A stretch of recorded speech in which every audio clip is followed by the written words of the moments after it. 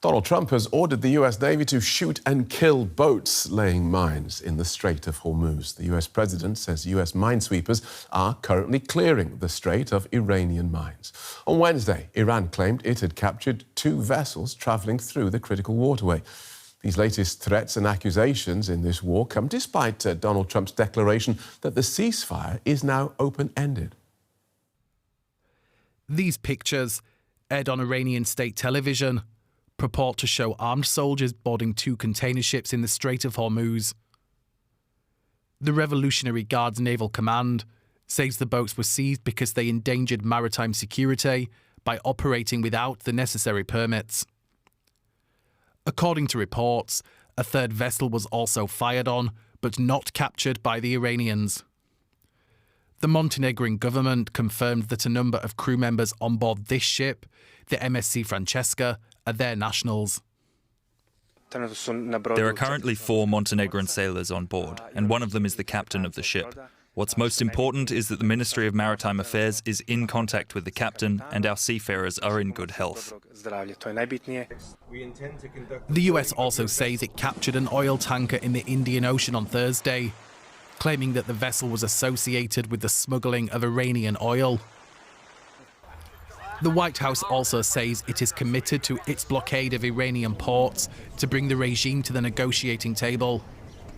But Operation Economic Fury continues, and the effective and successful naval blockade continues as well of ships and vessels that are moving to and from Iranian ports. We are completely strangling their economy through this blockade. They're losing $500 million a day. Both Iran and the United States are now using this vitally important shipping route as leverage. And the Washington Post is reporting that the Pentagon estimates that it could take as long as 6 months to clear the Strait of Hormuz of Iranian mines. Meaning even if an agreement could open the waterway soon, the economic consequences will continue for well into next year.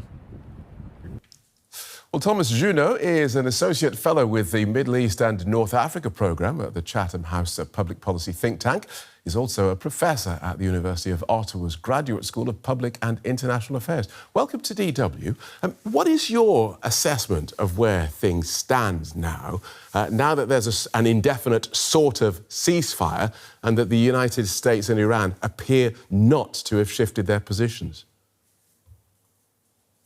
Well, we're a bit in a no man's land now between war and negotiations. I think at this point, both sides would prefer not going back to war as they were for 6 or 7 weeks in February until early April. It was too costly on both sides. But at the same time, neither side is really ready to commit to serious negotiations. Both sides perceive that they have the advantage. Both sides perceive that they are not in a position to make serious concessions, and they're waiting for the other side to make the first move, which the other side is not ready to make. So right now, we're in a bit of a volatile in-between where there's no war, but also no serious negotiations. And for now, I think this stalemate is likely to continue probably for at least a few days, but it's a very delicate balance. So what sort of thing, then, shifts the needle, breaks the deadlock? What sort of thing makes someone decide to reach out, whether it be publicly or through back channeling? Well, I think it's going to be through back channeling, apparently through Pakistan. Perhaps other countries like Turkey and Egypt can play a role. I think both sides at this point publicly certainly do not want to be seen as the ones making the first move and therefore appear vulnerable, appear weak. Both sides really want to project a message of strength to their own populations, but also to the other side and to the region as a whole. So what could break this stalemate?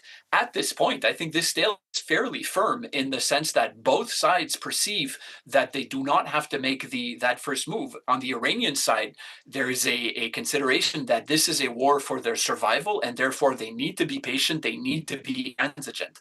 On the other side, President Trump perceives that the US as the great power, Iran as the lesser power, is the one that has to make that first step.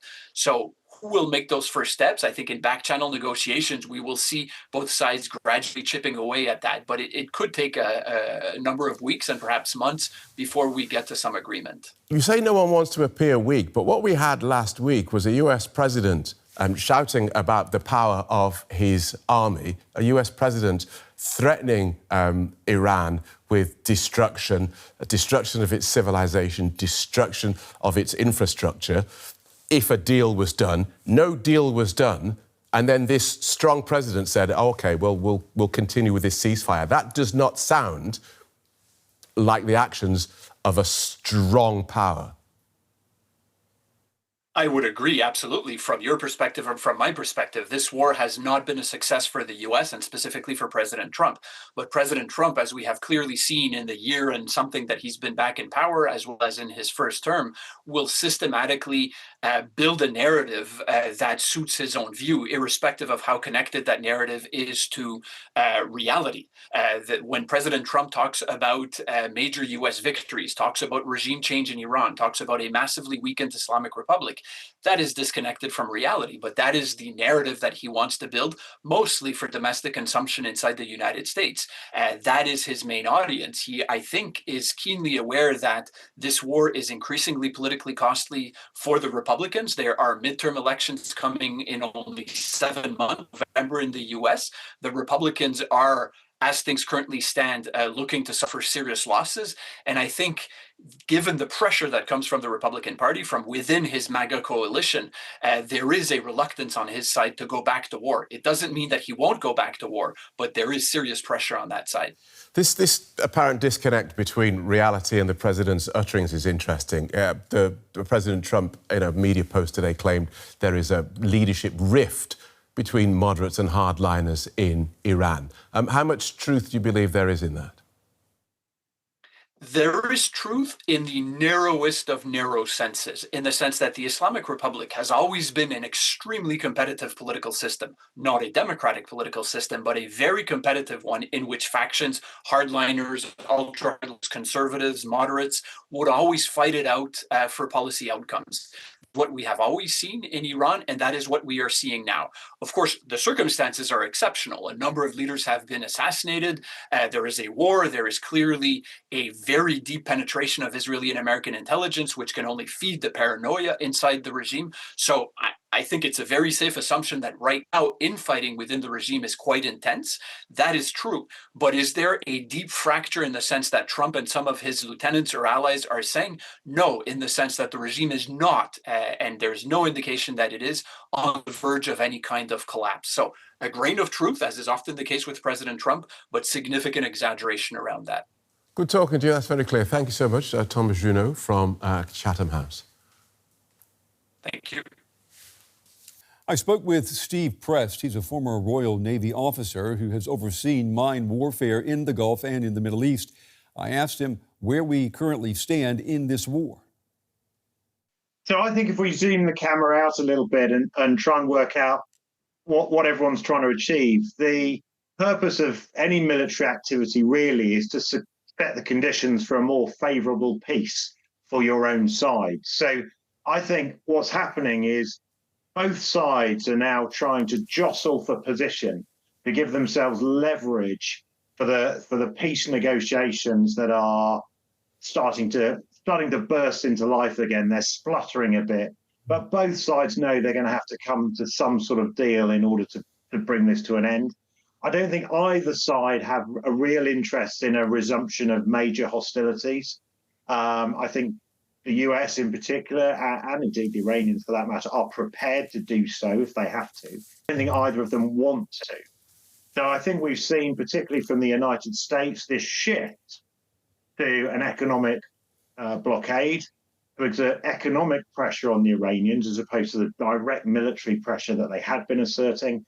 The Iranian strategy, of course, has always been to try and assert economic pressure by putting a stranglehold around the Strait of Hormuz.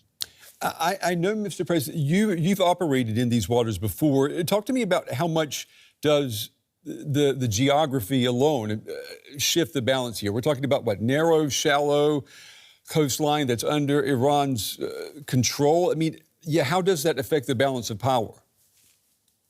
Yeah, so I mean, I was a weapon engineer officer, so I left the driving to someone else, Brent. But yeah, it's constrained waters out there, and it's not a very wide channel. When you start thinking about military terms, you can shoot from one side to the other easily enough. But the conditions are that it's relatively tight. There are good chunks of the Strait of Hormuz and its approaches, which are relatively shallow. The terrain on either side is very rugged, quite mountainous, particularly on the Iranian side, which gives plenty of scope for people to hide military equipment in tunnels and caves and so on, and so it's dispersed. So it'd be really hard for anyone to claim that they have direct control of the strait, rather, having removed the threat from, in the US case, from the Iranians altogether. I just don't think that's really the stage we're in. But the Iranians still have some capability. They'll have drones that come off that shoreline. They'll have anti-ship missiles. They'll have fast inshore attack craft, which themselves will be heavily armed. And of course, they've still got some capacity to lay mines in the strait. And there's a suspicion, a strong suspicion, that there are some mines that have been laid.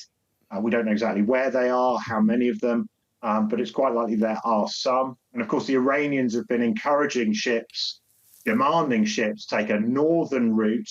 They're coming close to the Iranian coastline, and we think, or there's a suspicion that could be because they've mined some of the other areas of the strait. Yeah, we're hearing from the Pentagon that it could take months to clear the Strait of all mines. I mean, what does that suggest has already been deployed, in your opinion? Well, the thing about mines, to state the blindingly obvious, is that you can't see them, so you don't know how many of them are there. So to reduce the risk level to a level where you're happy that your ships can go through an area of water, you have to be sufficiently confident that you have removed all of the mines that could be there, whether or not they are. So in a sense, you're trying to prove a negative, which means you have to do detailed survey of all of the channel that you want the ships to go down, or potentially be able to maneuver through, in order to declare it sufficiently safe for those ships to pass. So that's really the challenge. So even if there's sort of one or two mines out there, or that's what you're told, A, you don't know if you've been told the truth, so you might want to check.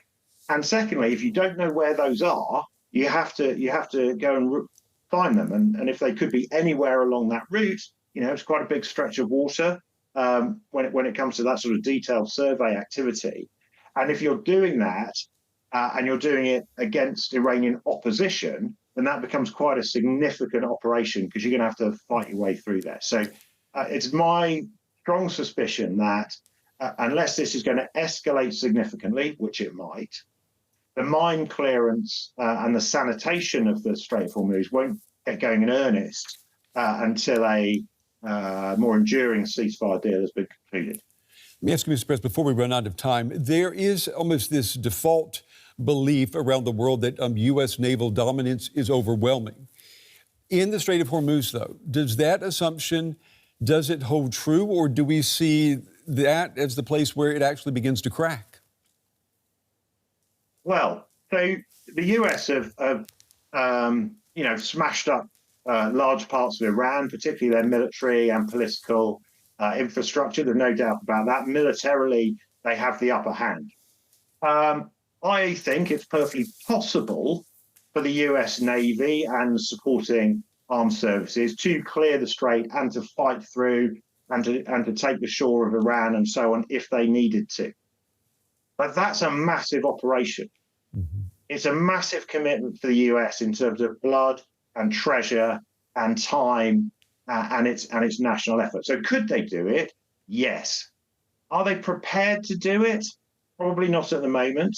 And politically, that would be really difficult for a president who promised no more forever wars. Yeah, that's a very good point. Steve Prest, we appreciate you taking the time to talk with us. We appreciate your valuable insights into this, a situation that is fluid and changing by the day. Thank you. Thanks, Brent.